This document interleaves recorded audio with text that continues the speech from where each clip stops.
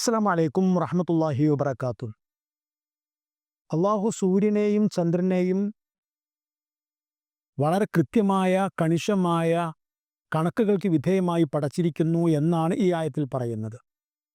അത് അതിൻ്റെ അവയുടെ ഭ്രമണപഥത്തിലൂടെയുള്ള ചലനം, ആ ചലനത്തെ ആധാരമാക്കിക്കൊണ്ടുള്ള കാലഗണന തുടങ്ങിയവ ഒക്കെയാണ് അതിൽ സൂചിപ്പിക്കുന്നത് എന്നതാണ് ആ ആയത്തിൻ്റെ ഒന്നാമത്തെ വ്യാഖ്യാനം. അതേസമയം അതിനെ പുതിയതും പഴയതുമായ മുഫസ്സിറുകൾ മറ്റു ചില വ്യാഖ്യാനങ്ങൾ കൽപ്പിക്കുന്നുണ്ട്. അതെന്താണെന്ന് ചോദിച്ചാൽ, സൂര്യനും ചന്ദ്രനുമെല്ലാം നിശ്ചിതമായ അവധി ഉള്ളവയാണ്. സൂര്യനും ചന്ദ്രനും നിശ്ചിത അവധി അനുസരിച്ചാണ് സൃഷ്ടിക്കപ്പെട്ടിരിക്കുന്നത്. ഞാനും നിങ്ങളും, നമുക്ക് അല്ലാഹു സുബ്ഹാനഹു വ തആല ഒരു നിശ്ചിതമായ അവധി വച്ചിട്ടുണ്ട്. ആ അവധി എത്തുമ്പോൾ നമ്മളുടെ ജീവിതം അവസാനിക്കും എന്നതുപോലെ സൂര്യന് അള്ളാഹു ഒരു അവധി വച്ചിട്ടുണ്ട്. ആ അവധി എത്തുമ്പോൾ സൂര്യൻ്റെ ജീവിതം അവസാനിക്കും. ചന്ദ്രനും അതേപോലെ ഒരു അവധിയുണ്ട്. ആ അവധി എത്തുമ്പോൾ ചന്ദ്രനും അവസാനിക്കും.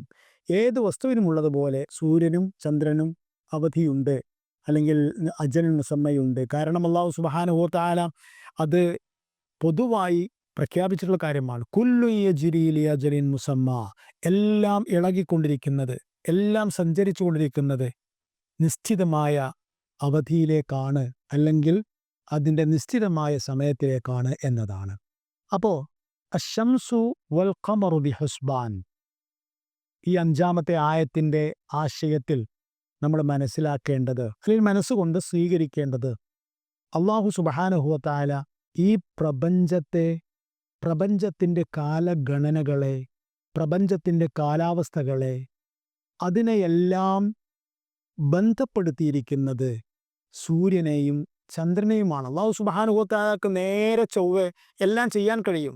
പക്ഷെ അല്ലാഹു സുബ്ഹാനഹു വ തആല എപ്പോഴും ചെയ്യുന്നത് മുസബ്ബിബുൽ അസ്ബാബാണ്. അല്ലാഹു ഓരോ കാര്യങ്ങളെയും മറ്റേതെങ്കിലും ഒരു കാര്യവുമായിട്ട് ബന്ധിപ്പിച്ച് നിർത്തുകയാണ്. എന്നിട്ട് ഈ ബന്ധത്തെ മാനിക്കുവാനും പരിചരിക്കുവാനും പരിഗണിക്കുവാനും കഴിയുന്നവർക്ക് ആ സൗകര്യം നിലനിൽക്കുന്നു, അല്ലാത്തവർക്ക് അത് നഷ്ടമാകുന്നു. അപ്പോൾ അവർ അതിന് വില നൽകേണ്ടി വരുന്നു. ഈ അർത്ഥത്തിലാണ് അല്ലാഹു സുബ്ഹാനഹു വ തആല ഈ ലോകത്തെ സൃഷ്ടികളെയെല്ലാം സൃഷ്ടിച്ചു വച്ചിരിക്കുന്നത്. അപ്പോൾ ഒന്നാമത്തെ കാര്യം ആ കൃത്യതയും ആ കണിശതയും ആ കണക്കുമെല്ലാമാണ്. രണ്ടാമത്തെ ആശയം, രണ്ടാമത്തെ അർത്ഥം, ഈ ലോകത്തെ എല്ലാ സൃഷ്ടികളെപ്പോലെയും സൂര്യനും ചന്ദ്രനും അള്ളാഹുവിൻ്റെ സൃഷ്ടികളാണ്. മാത്രമല്ല, അള്ളാഹുവിൻ്റെ സൃഷ്ടികളാണ് എന്നത് പറയേണ്ടത് അനിവാര്യമായൊരു കാര്യമാണ്. എന്തുകൊണ്ടെന്നാൽ പണ്ട് കാലം മുതൽക്ക് തന്നെ മനുഷ്യന്മാർക്കിടയിൽ ശക്തമായ അന്ധവിശ്വാസങ്ങളുണ്ട് എന്ന് നമുക്കറിയാം. നമ്മുടെ ലോകത്ത് തന്നെ സൂര്യനെ ആരാധിക്കുന്നവരുണ്ട്. സ്വരാഷ്ട്രമതക്കാർ, അവർ സൂര്യനെ ആരാധിക്കുന്നവരാണ്. അതേപോലെ ചെറുതും വലുതുമായ സംസ്കാരങ്ങളിൽ സൂര്യനെയും ചന്ദ്രനെയും എല്ലാം ആരാധിക്കുന്നവരുണ്ട്. ഇബ്രാഹിം നബി അലൈഹി ഇസ്ലാം തൻ്റെ ജനതയുടെ മുമ്പിൽ വരുമ്പോൾ അവിടെ അത് പലപ്പോഴും അത് ഇബ്രാഹിം നബി അലൈഹി ഇസ്ലാം സൂചിപ്പിക്കുന്നുണ്ട്. സൂര്യനെ കാണുമ്പോൾ ഇതാണ് റബ്ബ് എന്ന് പറഞ്ഞ് അഭിനയിക്കുന്നു. എന്നിട്ട് അത് മങ്ങുമ്പോൾ മറയുമ്പോൾ ഇതല്ല, മങ്ങുന്നതും മറയുന്നതും എൻ്റെ ദൈവമാകാൻ യാതൊരു ന്യായവുമില്ല എന്ന് പറയുന്നു. അതേപോലെ തന്നെ ചന്ദ്രനെക്കുറിച്ചും പറയുന്നുണ്ട്. അപ്പോൾ അതെല്ലാം സൂചിപ്പിക്കുന്നത് പുരാതന സംസ്കാരങ്ങളിൽ സൂര്യനെയും ചന്ദ്രനെയും ആരാധിക്കുന്ന ഒരു സ്വഭാവം ഉണ്ടായിരുന്നു. എന്താണ് അതിന് കാരണം എന്ന് വെച്ചാൽ, ഈ പ്രപഞ്ചത്തിൽ ജീവിക്കുന്ന ഒരു മനുഷ്യനെ സംബന്ധിച്ചിടത്തോളം അവൻ കണ്ണ് തുറന്ന് അതിനോടൊപ്പം മനസ്സ് തുറന്ന് ഇരിക്കുമ്പോൾ അവൻ്റെ ശ്രദ്ധയിൽ തീർച്ചയായും പെടാൻ പറ്റുന്ന വിധത്തിലുള്ള വളരെ വലിയ ഭീമാകാരമായ അല്ലെങ്കിൽ ചിന്തോദ്ദീപകമായ രണ്ട് സൃഷ്ടികളാണ് സൂര്യനും ചന്ദ്രനും എന്ന് പറയുന്നത്. അപ്പം അതുകൊണ്ട് അതേസമയം സൂര്യൻ വലിയ താപശക്തിയുള്ളതാണ്. അതുകൊണ്ട് അതിൻ്റെ അടുത്തേക്ക് പോകുവാനോ അതെങ്ങനെയാണ് എവിടെയാണ് എന്നുള്ളതൊന്ന് നോക്കുവാനോ ഇന്ന് പോലും കഴിയില്ല. ഇന്നെല്ലാ സൗകര്യങ്ങളുമുള്ള ഇന്ന് പോലും കഴിയുന്നില്ല, നമുക്കറിയാം. ചന്ദ്രനാണെങ്കിലോ അത്രയും ഉയരത്താണ്. വളരെ ഒരുപാട് കാലങ്ങൾക്ക് ശേഷമാണ് ചന്ദ്രനിൽ മനുഷ്യന് കാലുകുത്താൻ കഴിഞ്ഞത് എന്നതൊക്കെ നമുക്കറിയാവുന്ന ശാസ്ത്ര സത്യങ്ങളാണ്. അതേസമയം ഈ ലോകം ഉണ്ടായത് മുതൽ കടന്നുപോയ എല്ലാ ജനതകളുടെയും അത്ഭുതത്തിന് പാത്രീഭവിച്ച രണ്ട് സൃഷ്ടികളാണ് സത്യത്തിൽ സൂര്യനും ചന്ദ്രനും. അപ്പോൾ ഇതെന്താണെന്ന് പറയാൻ കഴിയാതെ വന്നപ്പോൾ പലരും ഇതായിരിക്കാം, അതായിരിക്കാം, അതങ്ങനെയാണ്, ഇതിങ്ങനെയാണ് എന്നൊക്കെ പറയുകയും അങ്ങനെ ക്രമത്തിൽ അതിനൊരു ഒരു ദൈവപരിവേഷം നൽകുകയും ചെയ്തു. അതുകൊണ്ട് തന്നെ സൂര്യനെയും ചന്ദ്രനെയും ദൈവമായി കണ്ടു. പക്ഷേ അങ്ങനെ ആദ്യത്തെ തലമുറ അങ്ങനെ കണ്ടിരിക്കണമെന്നില്ല. ഉദാഹരണമായിട്ട് ആദ്യത്തെ തലമുറ സത്യസന്ധരായിരിക്കാം. അവര് സൂര്യനെയും ചന്ദ്രനെയും കാണുമ്പോഴും അതിനെ വിവരിക്കുമ്പോഴും അതിനെക്കുറിച്ച് പറയുമ്പോഴുമെല്ലാം അവർ പറഞ്ഞത്, ഇതൊക്കെ ഈ പ്രപഞ്ചത്തെ ഈ വിധത്തിൽ ഉണ്ടാക്കിയ ദൈവത്തിൻ്റെ വലിയ കഴിവുകളാണ് എന്ന് തന്നെ ആയിരിക്കും അവർ കരുതിയിട്ടുണ്ടാവുകയും ചെയ്യുക, അവർ പറഞ്ഞിട്ടുണ്ടാവുകയും ചെയ്യുക. പക്ഷേ അവര് ആ ഒരു ബോധത്തിൻ്റെ അല്ലെങ്കിൽ ആ ഒരു ബോധ്യത്തിൻ്റെ പേരിൽ അവർ സൂര്യനെയും ചന്ദ്രനെയും ആദരവോടെ കണ്ടിട്ടുണ്ടാവും. അള്ളാഹുവിൻ്റെ വലിയ രണ്ട് സൃഷ്ടികൾ എന്ന അർത്ഥത്തിൽ ആദരവോടെ കണ്ടിട്ടുണ്ടാവും. ആ ആദരവ് അവർ ചില രൂപങ്ങളിലൊക്കെ അല്ലെങ്കിൽ ചില വാക്കുകളിലൊക്കെ പ്രകടിപ്പിക്കുകയും ചെയ്തിട്ടുണ്ടാവാം. ആ പ്രകടനം, അത്തരത്തിലുള്ള പ്രകടനങ്ങൾ അവരുടെ മക്കളും അവരുടെ തലമുറകളും കണ്ടിട്ടുണ്ടാവും. അപ്പോൾ അവർ തങ്ങളുടെ പിതാക്കന്മാർ ആദരിച്ചിരുന്നത് എന്ന ഒരു പരിപ്രേക്ഷ്യം അതിന് നൽകുകയും ചെയ്തിട്ടുണ്ടാവും.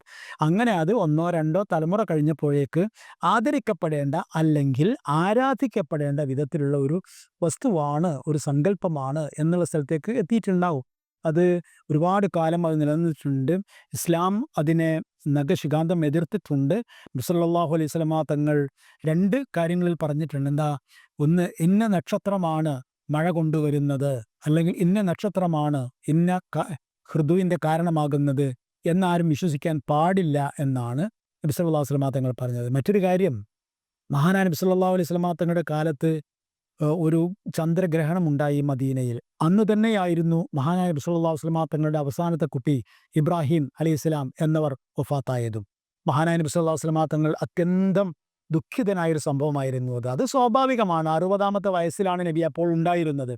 നബി സല്ലല്ലാഹു അലൈഹി വസല്ലമ തങ്ങൾക്ക് മുഖൗഖിസ് രാജാവ് സമ്മാനമായി നൽകിയ മാരിയത്തുൽ ഖിബ്തിയ്യ എന്ന കോപ്റ്റിക് അടിമ ഭാര്യ, അവരിലാണ് ഈ ഒരു റളിയല്ലാഹു അൻഹ, അവരിലാണ് ഈ ഒരു ഇബ്രാഹിം എന്ന കുട്ടി ഉണ്ടായത്. അതൊരു ആൺകുട്ടിയായിരുന്നു, സുന്ദരനായൊരു കുട്ടിയായിരുന്നു, നല്ല ആരോഗ്യ ദൃഢഗാത്രനായ കുട്ടിയായിരുന്നു. മാത്രമല്ല ആ കുട്ടിയെ നോക്കിയിരുന്ന സ്ത്രീ, അവരെ കുട്ടിയുടെ ഫോസ്റ്റർ മദർ എന്ന് പറയുന്ന ആ സ്ത്രീയുടെ അടുക്കലേക്ക് എപ്പോഴും നബി പോവുമായിരുന്നു ആ കുട്ടിയെ കാണാൻ വേണ്ടി. നബി ഒഴിവ് കിട്ടുമ്പോഴൊക്കെ തന്നെയും അവിടെ പോവുകയും കുട്ടിയെ എടുക്കുകയും താലോലിക്കുകയും ഓമനിക്കുകയും ഒക്കെ ചെയ്യുമായിരുന്നു. നബിക്ക് വല്ലാത്തൊരു ഹൃദയബന്ധമാണ്. അത് നമുക്ക് സങ്കല്പിച്ചാൽ മനസ്സിലാക്കാവുന്ന കാര്യമാണ്. 60 വയസ്സ് പ്രായത്തിലൊരു കുട്ടി ഉണ്ടാകുമ്പോൾ ആ കുട്ടിയോടുണ്ടാകുന്ന ഒരു വലിയ, പ്രത്യേകിച്ചും തൻ്റെ മക്കളിൽ പ്രധാനപ്പെട്ട മക്കളൊക്കെ മരണപ്പെട്ടു പോയി, ആൺകുട്ടികളെല്ലാം തീർച്ചയായും മരണപ്പെട്ടു പോയി. അങ്ങനത്തെ ഒരു സാഹചര്യത്തിൽ ഇരിക്കുമ്പോൾ തനിക്കൊരു കുട്ടിയെ കിട്ടുകയാണ്. അപ്പോൾ വലിയ സന്തോഷം ഉണ്ടാകും. അപ്പം അതുകൊണ്ട് ആ സന്തോഷം അമിതമായി ഉണ്ടായിരുന്നത് കൊണ്ടാണ് നബിക്ക് വ്യസനം കൂടിയത് എന്നതാണ് സത്യം. മഹാനായ നബി സല്ലല്ലാഹു അലൈഹി വസല്ലമ തങ്ങൾ ഇന്ന ലിഫിറാഖിക യാ ഇബ്രാഹീമു ലമഹ്സൂനൂൻ എന്നൊക്കെ പറയുകയുണ്ടായി. മാത്രമല്ല നബിയുടെ കണ്ണുകൾ സജലങ്ങളായി. അത് കണ്ട് അബ്ദുറഹ്മാൻ ബിൻ ഔഫ് റളിയല്ലാഹു അൻഹു ചോദിച്ചു, നബിയെ അങ്ങ് കരയുകയാണോ? മരിച്ചാൽ കരയാൻ പാടില്ല എന്ന് പഠിപ്പിച്ച അങ്ങ് കരയുകയാണോ എന്ന്. അത് റഹ്മത്താണ് എന്ന് പറഞ്ഞു. ഞാൻ പറഞ്ഞല്ലോ, അത് ഈ കുട്ടിയോടുള്ള കാരുണ്യമാണ്. ഈ കുട്ടിയോടുള്ള കാരുണ്യം അതികഠിനമായതുകൊണ്ടാണ് മഹാനായ റസൂലുള്ളാഹി സ്വല്ലല്ലാഹു അലൈഹി വസല്ലം തങ്ങൾ അങ്ങനെ കരയുന്നത്, ഏങ്ങലടിക്കുന്നത്. ഏതായിരുന്നാലും അന്ന് മദീനായിൽ എല്ലാവരും ഒരു കാര്യം പറഞ്ഞു പ്രചരിപ്പിച്ചു. ഇന്ന് സൂര്യഗ്രഹണം ഉണ്ടായത് നബി സല്ലല്ലാഹു അലൈഹി വസല്ലമ തങ്ങളുടെ കുട്ടി മരണപ്പെട്ടത് കൊണ്ടാണ്. മാത്രമല്ല ആ മരണം നബിയെ പിടിച്ചുലക്കുന്നത് കൊണ്ടാണ്, നബിയെ അതീവ സങ്കടത്തിലേക്ക് തള്ളിയിടുന്നത് കൊണ്ടാണ് എന്നൊക്കെ അവർ പറയുകയുണ്ടായി.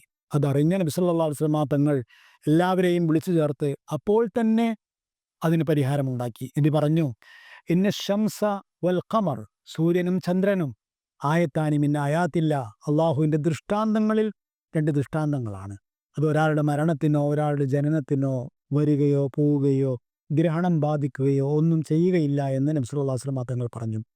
അപ്പോൾ ഈ സൂര്യ ചന്ദ്രന്മാർ, അതിനെക്കുറിച്ച് നിങ്ങൾ ചിന്തിക്കേണ്ടത് അവ ഏതൊക്കെയോ വലിയ മൈറ്റി പവർ ഉൾക്കൊള്ളുന്നവയാണ് എന്നല്ല, മറിച്ച് അള്ളാഹുവിൻ്റെ അപാരമായ തദ്ബീറിന് വിധേയമായി അവയെല്ലാം വളരെ കൃത്യവും കണിശവുമായ ഒരു ചലനമാണ് നടത്തിക്കൊണ്ടിരിക്കുന്നത് എന്നാണ് നിങ്ങൾ മനസ്സിലാക്കേണ്ടത് എന്നാണ് അള്ളാഹു സുബ്ഹാനഹു വ തആല ഈ ആയത്തിലൂടെ നമ്മളോട് പറയുന്നത്. അതുതന്നെയാണ് നമ്മൾ മനസ്സിലാക്കേണ്ടതും.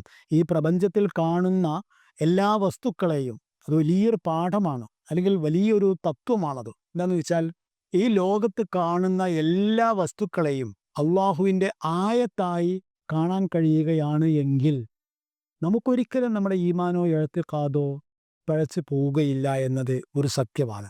അതേസമയം ആയത്ത് എന്നതിൻ്റെ അപ്പുറത്തിൽ ആയത്തിനോടുള്ള ബഹുമാനം അല്ലെങ്കിൽ ചിന്തോദ്ദീപകമായൊരു കാര്യമായതുകൊണ്ട് അതിനോടുള്ള ഒരു പ്രത്യേക കാഴ്ചപ്പാട് എന്നതിലപ്പുറത്തുള്ള ഒരു ആദരവിലേക്കോ ആരാധനയിലേക്കോ പോയാൽ തീർച്ചയായും അത് വളരെ ഗുരുതരമായ ഷിർക്കുകളിലേക്ക് നമ്മെ കൊണ്ടെത്തിക്കും. അള്ളാഹു നമ്മെ കാത്തുരക്ഷിക്കുമാറാവട്ടെ. 6-ാമത്തെ ആയത്തിൽ അള്ളാഹു സുബ്ഹാനഹു വ തആല പറയുന്നത് വന്നജ്മു വശ്ശജറു യസ്ജുദാൻ എന്നാണ്. വന്നജ്മു നജ്മും വശ്ശജറു ഷജറും യസ്ജുദാൻ സുജൂദ് ചെയ്യുന്നു, അള്ളാഹുവിനെ പ്രണാമം അർപ്പിച്ചുകൊണ്ടിരിക്കുന്നു. ഇവിടെ ഇതിൻ്റെ അർത്ഥത്തിൽ 2 അഭിപ്രായങ്ങൾ മുഫസ്സിറുകൾക്കിടയിലുണ്ട്. ഇവിടെ വന്നജ്മു എന്ന് പറഞ്ഞാൽ എന്താണ്? വശ്ശജറു എന്ന് പറഞ്ഞാൽ സസ്യങ്ങളാണ്, മരങ്ങളാണ്, നമുക്കറിയാം. അതേസമയം അതിൻ്റെ തൊട്ട് മുമ്പായി പറയുന്ന വന്നജ്മു എന്നതുകൊണ്ട് ഉദ്ദേശിക്കുന്നത് എന്താണ് എന്നതിൽ അഭിപ്രായ വ്യത്യാസം മുഫസ്സിറുകൾക്കിടയിലുണ്ട്. അറബി ഭാഷയുടെ അടിസ്ഥാനം പരിശോധിക്കുമ്പോൾ നജ്മ് എന്ന വാക്കിൻ്റെ അർത്ഥം, നക്ഷത്രം എന്നതിനർത്ഥമുണ്ട്. നമുക്ക് നമ്മുടെ മനസ്സിൽ ആദ്യം ഓടി വരുന്ന അർത്ഥമാണ് അത്, നമുക്കറിയാം. പക്ഷേ അതോടൊപ്പം വള്ളികൾ, മാ ലാ സാഖലഹു, കാണ്ഡമില്ലാത്ത, കാണ്ഡത്തിൽ ഉയർന്നു നിൽക്കുന്നതല്ലാത്ത പടർപ്പുകൾ, നിലത്ത് തന്നെ പടർന്നു കിടക്കുന്ന സസ്യങ്ങൾ, ലതാദികൾ, അതാണ് നജ്മ് എന്നതുകൊണ്ട് അറബി ഭാഷയിൽ ഉദ്ദേശിക്കുന്ന ഒരു കാര്യം. മാത്രമല്ല അധിക മുഫസ്സിറുകളും അങ്ങനെയാണ് പറഞ്ഞത്. അപ്പോൾ വ്യാഖ്യാനം വളരെ എളുപ്പമായി. വൻ നജ്മു എന്ന് പറഞ്ഞാൽ സസ്യങ്ങൾ, വശ്ശജറു എന്ന് പറഞ്ഞാലും സസ്യങ്ങൾ. പക്ഷേ നജ്മിൻ്റെ പ്രത്യേകത എന്താണ്? മാ ലാ സാക്കലോ, അതിന് സാക്കില്ല, അതിന് കാണ്ഡമില്ല, അത് നിലത്തിങ്ങനെ പടർന്നു കിടക്കുകയാണ്. വശ്ശജറു എന്ന് പറഞ്ഞാലോ അതിന് കാണ്ഡമുണ്ട്, ആ കാണ്ഡത്തിന്മേൽ അതിങ്ങനെ നിൽക്കുകയും ചെയ്യുകയാണ്. ഈ 2 അർത്ഥമുണ്ട്. അപ്പോൾ രണ്ടാമത്തെ അർത്ഥം ആകാശത്തിലെ നക്ഷത്രവും ഭൂമിയിലെ സസ്യങ്ങളും അള്ളാഹുവിന് പ്രണാമം അർപ്പിച്ചുകൊണ്ടേയിരിക്കുന്നു എന്നതാണ്. ഈ അങ്ങനെ ഒരു അർത്ഥം ചില മുഫസ്സിറുകളൊക്കെ വെച്ചിട്ടുണ്ട്. അങ്ങനെ വെക്കുന്നതിലും കുഴപ്പമൊന്നുമില്ല. കാരണം എന്താ? കുല്ലുല്ലഹു സാജിദൂൻ കുല്ലുല്ലഹു ഖാനിത്തൂൻ. ചെടികളാണെങ്കിലും പടർപ്പുകളാണെങ്കിലും അല്ല ആകാശത്തെ നക്ഷത്രങ്ങളാണെങ്കിലും അതൊക്കെ തന്നെയും അള്ളാഹുവിന് വിധേയമാണ്, അള്ളാഹുവിന് സുജൂദ് ചെയ്തുകൊണ്ടിരിക്കുകയാണ്. അപ്പം സൂര്യനും ചന്ദ്രനും എന്നാദ്യം പറഞ്ഞു, പിന്നെ സൂര്യനും ചന്ദ്രനുമല്ലാത്ത എല്ലാം, സൂര്യനും ചന്ദ്രനും അല്ലാത്ത എല്ലാം അള്ളാഹുവിനെ വണങ്ങുന്നതാണ്. അപ്പം അതുകൊണ്ട് ഇപ്പോൾ നമ്മൾ വള്ളിപ്പടർപ്പുകളാണ് നജ്മ് എന്നുള്ള ഉദ്ദേശിക്കുന്നതെന്ന് വെച്ചാലും കുഴപ്പമില്ല. അതാണ് അധിക മുഫസ്സിറുകളും പറഞ്ഞിരിക്കുന്നത് എന്നതൊരു പ്രത്യേകതയാണ്. മറ്റൊന്ന്, അറബി ഭാഷയിൽ അങ്ങനെ ഒരു പ്രയോഗവും അങ്ങനെ ഒരു അർത്ഥവും ഉണ്ട്. അതേസമയം ചില മുഫസ്സിറുകളൊക്കെ തന്നെയും നജ്മ് എന്നതുകൊണ്ട് ആകാശത്തെ നക്ഷത്രമാണ് ഉദ്ദേശിക്കുന്നത് എന്ന് പറയുന്നത്. രണ്ടാണെന്നും കുഴപ്പമില്ല. എന്തായിരുന്നാലും എല്ലാം അള്ളാഹു പറയുന്നു, അലം തറ അന്നല്ലാഹ യസ്ജുദു ലഹു മൻ ഫിസ് സമാവാതി വമൻ ഫിൽ അർദ്. ആകാശങ്ങളിലുള്ളവരും ഭൂമിയിലുള്ളവരും അള്ളാഹുവിന് പ്രണാമം അർപ്പിച്ചുകൊണ്ടേയിരിക്കുന്നു എന്ന് നബിയെ താങ്കൾ കാണുന്നില്ലേ? വശംസു വൽ ഖമറു, സൂര്യനും ചന്ദ്രനും, വന്നുജൂമു വൽ ജിബാലു, നക്ഷത്രങ്ങളും പർവ്വതങ്ങളും, വശജറു വദ്ദവാബു, മരങ്ങളും മൃഗങ്ങളും, വകസീറുൻ മിനന്നാസ്, കുറേ മനുഷ്യന്മാരും, വകസീറുൻ ഹഖാലയിൽ അകാബ്, കുറേ എന്ന് പറഞ്ഞാൽ പിന്നെ ബാക്കിയുള്ള കുറേ ഉണ്ടല്ലോ, അവർ സുജൂദ് ചെയ്യാത്തവരാണ്. അതുകൊണ്ട് തന്നെ അവർ ശിക്ഷയെ അർഹിക്കുന്നവരുമാണ്. പക്ഷേ പിന്നെ വേറെ കാര്യമാണ് ചിന്തിക്കാനുള്ള കാര്യം. സാധാരണഗതിയിൽ നമുക്ക് ചിന്തിക്കാം, നമ്മളിപ്പോൾ സുജൂദ് ചെയ്യാന്നാൽ എങ്ങനെയാണെന്ന് നമുക്കറിയാം. നമ്മൾ വളരെ പരിപൂർണമായ അത്തമായ സുജൂദാണ് ഇസ്ലാം പഠിപ്പിച്ചിരിക്കുന്നത്. സുജൂദിൻ്റെ ചരിത്രം തന്നെ പരിശോധിച്ച് നോക്കിയാൽ അങ്ങനെയാണ്. ആദം നബി അലൈഹി ഇസ്ലാമിൻ്റെ കാലത്ത് മുതൽ നൂഹ് നബി അലൈഹി ഇസ്ലാമിൻ്റെയും ഇബ്രാഹിം നബി അലൈഹി ഇസ്ലാമിൻ്റെയും മൂസ ഈസാ നബി അലൈഹി ഇസ്ലാമിൻ്റെയും ഒക്കെ കാലത്ത് അന്നൊക്കെ തന്നെയും നിസ്കാരമുണ്ട്, ആരാധനയുണ്ട്, സുജൂദുണ്ട്, സുജൂദൊക്കെ ഉണ്ട്. പക്ഷേ ആ സുജൂദുകളൊക്കെ തന്നെയും നമ്മൾ ഇന്ന് നിസ്കരിക്കുമ്പോൾ ചെയ്യുന്ന സുജൂദിൻ്റെ രീതിയിലാണ് എന്ന് പറയാൻ കഴിയില്ല. നമ്മുടെ നിസ്കാരത്തിലെ സുജൂദ് എന്ന് പറഞ്ഞാൽ എന്താണെന്നറിയാമോ? അത് ഈ ലോകത്ത് ഒരു മനുഷ്യൻ പ്രത്യക്ഷമായി ബാഹ്യമായി തന്നെ അങ്ങോട്ട് സമർപ്പിക്കുകയാണ്. അതിൻ്റെ ഒരു സിംബോളിക്കായ പോസ്ചറാണ് സത്യത്തിൽ സുജൂദിലുള്ളത്. നിങ്ങൾ ആലോചിച്ച് നോക്കും, നമ്മുടെ കാലിൻ്റെ വിരലുകൾ ഭൂമിയിൽ കുത്തിവെക്കുന്നു. കാല്, അതായത് കാലിൻ്റെ അടിഭാഗം, നമ്മൾ നടക്കാൻ ഉപയോഗിക്കുന്ന, ഓടാൻ ഉപയോഗിക്കുന്ന അടിഭാഗം, അത് ഉയർത്തി വെക്കുന്നു. അത് ഭൂമിയിൽ നിന്ന് ഉയർത്തി വെക്കുന്നു. പിന്നെ മുട്ടുംകാൽ, ശരീരത്തിൻ്റെ ആദ്യത്തെ മടക്ക് അതാണ്. ആ മടക്ക് വീണ്ടും ഭൂമിയിൽ വെക്കുന്നു. പിന്നെ കൈകൾ വെക്കുന്നു. പിന്നെ നെറ്റി വെക്കുന്നു. അതോടുകൂടി ആ പ്രണാമത്തിൻ്റെ ഏറ്റവും പരമമായ രൂപത്തിലേക്ക് എത്തിച്ചേരുകയാണ്. അത് പിന്നെ വേറൊന്നുണ്ട്.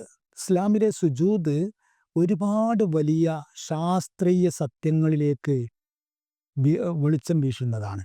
കാരണം ഒരു ദിവസത്തിൽ ഈ 17 റക്അത്തുകളിൽ ഇത്രയും പ്രാവശ്യം സുജൂദ് ചെയ്യുമ്പോൾ, ആ സുജൂദിൽ അനക്കം അടങ്ങുമ്പോൾ, ആ സുജൂദിൽ ശരിക്കും ശ്വാസോച്ഛ്വാസത്തെ നിയന്ത്രിക്കാനും സ്വാധീനിക്കാനും കഴിയുന്ന വിധത്തിലുള്ള ദിക്ർ ചെല്ലുമ്പോൾ അത് വല്ലാത്ത ഒരു മെഡിറ്റേഷണൽ പവറായി മാറുന്നു എന്ന് ശാസ്ത്രജ്ഞന്മാർ കണ്ടെത്തുകയും പറയുകയും ചെയ്തിട്ടുണ്ട്.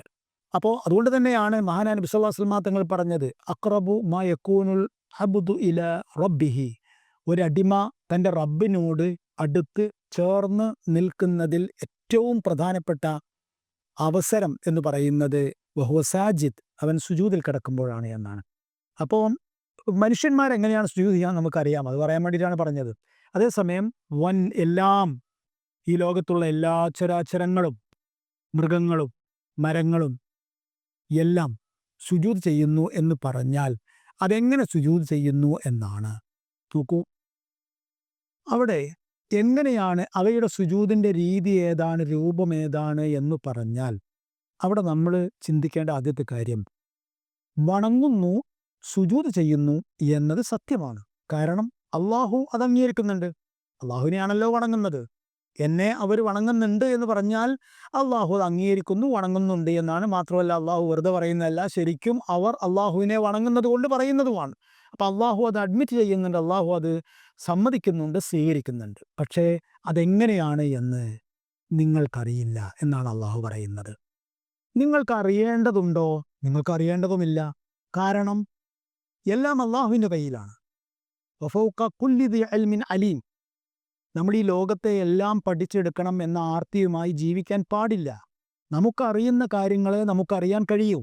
നമുക്കറിയാത്ത കാര്യങ്ങൾ നമ്മൾ അറിയാൻ ശ്രമിച്ചാൽ എന്താ ഉണ്ടാവുക എന്ന് ചോദിച്ചാൽ, നമുക്ക് ചില അനുമാനങ്ങളിൽ സ്വാഭാവികമായും എത്തിച്ചേരും. എന്ത് വിഷയത്തെക്കുറിച്ച് ചിന്തിച്ചാലും നമ്മൾ ഒരു അനുമാനത്തിലേക്ക് എത്തിച്ചേരുമല്ലോ. ആ അനുമാനം ഒരു പക്ഷേ അബദ്ധമായിരിക്കാം. അപ്പോൾ ആ അനുമാനം, അബദ്ധമായ അനുമാനം, അതായിരിക്കും പിന്നീട് വിശ്വാസമായും പിന്നീട് അറിവായും ഒക്കെ മനസ്സിൽ വളരുക. അപ്പോൾ അതുകൊണ്ട് ഇതാണ് ഏറ്റവും നല്ലത്. വന്നജ്മു വശജറു യസ്ജുദാൻ, ഭൂമിയിലെ വള്ളികളും പടർപ്പുകളും മരങ്ങളും സുജൂദ് ചെയ്തുകൊണ്ടേയിരിക്കുന്നു. എങ്ങനെയെന്നറിയില്ല. അതേസമയം എന്നാലും എങ്ങനെയാണെന്ന് ചോദിക്കുന്ന ആൾക്കാരുണ്ടാവും. ആൾക്കാരുണ്ടാവും. അതെന്താണെന്ന് വെച്ചാൽ മനുഷ്യൻ അങ്ങനെയാണ്. അവനക്ക് സ്വന്തമായിട്ടൊരു ഒരു ഒരു ഒരു സ്വന്തമായി തന്നെ നിയന്ത്രിക്കാനുള്ള ശേഷി വളരെ കുറവാണ്. അതായത് തന്നെ എന്ന് പറഞ്ഞാൽ താനൊരു അബദ്ധത്തിൽ പോവുക, താനൊരു വിഡ്ഢിത്തത്തിൽ പോയി പെടുക എന്നുള്ളതിൽ നിന്ന് രക്ഷപ്പെടാനുള്ള സാധ്യത വളരെ കുറവാണ്. ശരിക്കും അബദ്ധത്തിൽ പോകാതിരിക്കാൻ, അല്ലെങ്കിൽ വിഡ്ഢിത്തത്തിൽ ചെന്ന് വീഴാതിരിക്കാൻ എന്താ വേണ്ടത്? അതിനാണ് വേണ്ടത് ശക്തമായ വിശ്വാസം. ശക്തമായൊരു വിശ്വാസത്തിൽ മനുഷ്യൻ അവൻ്റെ മനസ്സിനെ ബന്ധിപ്പിച്ചു നിർത്തുകയും ആ വിശ്വാസത്തെ പുലർത്തിക്കൊണ്ട് തന്നെ അതിൻ്റെ കണ്ണുകളിലൂടെ കാര്യങ്ങളെ മുഴുവൻ കാണുകയും ചെയ്യുകയാണ് എങ്കിൽ തീർച്ചയായും അവനെ, അല്ലെങ്കിൽ കാരണം വെച്ചാലും മനുഷ്യനെ എപ്പോഴും ഫൂളാക്കാൻ പറ്റും. ഇവിടെ ഇത് പറയുമ്പോൾ മാർക്ക് ട്വെയിൻ്റെ ഒരു അമേരിക്കൻ ചിന്തകനായിരുന്നു. അദ്ദേഹം ഒരു ജനപ്രിയ ശാസ്ത്രജ്ഞനായിരുന്നു. Mark Twain. അദ്ദേഹം 1835 മുതൽ 1910 വരെ ജീവിച്ച ഒരു പ്രസിദ്ധനാണ്. അദ്ദേഹം പറയുന്നുണ്ട്, it is easier to fool people than to convince them that they have been fooled. നിങ്ങളെ ആരോ വിഡ്ഢിയാക്കിയിരിക്കുന്നു എന്ന് പറഞ്ഞ് സമ്മതിപ്പിക്കാൻ പ്രയാസമാണ് എന്നാണ് അദ്ദേഹം പറയുന്നത്. അപ്പോൾ അതുകൊണ്ട് നമ്മൾ ഇത്തരം സാഹചര്യങ്ങളിൽ എങ്ങനെയാണ് സുജൂദ് ചെയ്യുന്നത്, അതിൻ്റെ രീതി ഏതാണ് എന്ന് പറയുകയും ഏതെങ്കിലുമൊക്കെ അനുമാനങ്ങളിൽ എത്തിച്ചേരുകയും ആ അനുമാനം ആവശ്യമില്ലാത്ത അബദ്ധമായി തീരുകയും ചെയ്യുന്നതിനേക്കാൾ നല്ലത് അള്ളാഹുവിനാണ് അവ സുജൂദ് ചെയ്യുന്നത്. സുജൂദ് ലഭിക്കുന്നത് അള്ളാഹുവിനാണ്. അതുകൊണ്ട് അത് അള്ളാഹു അംഗീകരിക്കുന്നു, സുജൂദ് ചെയ്യുന്നു എന്ന് അള്ളാഹു പ്രഖ്യാപിച്ചിരിക്കുന്നു. അതിൻ്റെ രീതി എന്താണ് എന്നത് ഞാൻ നിങ്ങളുടെ മുമ്പിൽ വന്നിട്ട് ഞാനിങ്ങനെ കൈ കൂപ്പുന്നു ഉദാഹരണമായിട്ട്. ഇന്ത്യക്കാരനായ അല്ലെങ്കിൽ ഇന്ത്യൻ സംസ്കാരം അറിയുന്ന ഒരാൾ നിങ്ങളുടെ മുമ്പിൽ വന്ന് കൈ കൂപ്പുന്നു. ആ കൈ കൂപ്പുമ്പോൾ നിങ്ങൾക്ക് മനസ്സിലാകുന്നു എന്ത്, ഞാൻ അയാളെ ബഹുമാനിച്ചു അല്ലെങ്കിൽ വന്ദിച്ചു എന്ന് മനസ്സിലാവുകയാണ്. അപ്പോൾ അത് ഇപ്പോൾ ഇവിടെ ഇരിക്കുന്ന വേറെ ഏതെങ്കിലും സംസ്കാരത്തിലുള്ള ആൾക്ക് മനസ്സിലായിക്കോളണമെന്നില്ല, എന്താ അയാൾ കൈയൊക്കെ ഇങ്ങനെ കൂപ്പി നിൽക്കുന്നത് എന്ന് മനസ്സിലായിക്കോളണമെന്നില്ല. കാരണം അയാളുടെ സംസാരത്തിൽ ഒരു പക്ഷേ ഉണ്ടായിക്കോളണമെന്നില്ല. അതുപോലെ ഈ സൂര്യനും ചന്ദ്രനും സർവ്വചരാചരങ്ങളും മരങ്ങളും വള്ളിപ്പടർപ്പുകളും എല്ലാം അള്ളാഹുവിനെ സുജൂദ് ചെയ്യുന്നു. ആ സുജൂദ് ശരിക്ക് അള്ളാഹ്ക്ക് മനസ്സിലായാൽ മതി, അത് അടിമകൾക്ക് മനസ്സിലാകേണ്ട യാതൊരു ആവശ്യവുമില്ല. പക്ഷെ എന്നാലും ചില ആൾക്കാർ പറയുന്നുണ്ട് അത് തല കുത്തിയാണ് നിൽക്കുന്നത്, കാരണം സുജൂദ് തല വെച്ചുകൊണ്ടാണ്. തല എന്ന് പറയുന്നത് ഏറ്റവും പ്രധാനപ്പെട്ട സ്രോതസ്സാണ്. ഈ മരത്തെ സംബന്ധിച്ചിടത്തോളം അതിൻ്റെ തല എന്ന് പറയുന്നതിൻ്റെ വേരിൻ്റെ ഭാഗമാണ്. ആയതുകൊണ്ട് മരങ്ങൾ എപ്പോഴും സുജൂദിൽ തന്നെയാണ് എന്നൊക്കെ പറയുന്ന ആൾക്കാരുണ്ട്. അതിൻ്റെ പിന്നാലെ നമ്മളങ്ങനെ പോകേണ്ടതില്ല. ഒരുപക്ഷേ ഇങ്ങനത്തെ വർത്തമാനങ്ങൾ കേൾക്കുമ്പോൾ അത് വളരെ കൗതുകകരമായി നമുക്ക് തോന്നിയേക്കാം. അതിനെ ഒരു കൗതുകം എന്ന അർത്ഥത്തിൽ മാത്രം കണ്ടാൽ മതി. ഏതായിരുന്നാലും അല്ലാഹു സുബ്ഹാനഹു വ തആല പറയുകയാണ്, വന്നജ്മു വശജറു യസ്ജുദാൻ, ചെടികളും വൃക്ഷങ്ങളും അള്ളാഹുവിന് പ്രണാമം അർപ്പിച്ചുകൊണ്ടേയിരിക്കുന്നു. അടുത്ത ആയത്തിനെ സംബന്ധിച്ച് അടുത്ത കൂടിക്കാഴ്ചയിൽ നമുക്ക് പറയാം, കേൾക്കാം. അള്ളാഹു തൗഫീഖ് ചെയ്യുമാറാവട്ടെ. അസ്തൗദിഉകുമുല്ലാഹ ദീനക്കും അമാനാത്തിക്കും. അസ്സലാമു അലൈക്കും വറഹ്മത്തുള്ളാഹി വബറകാതുഹു.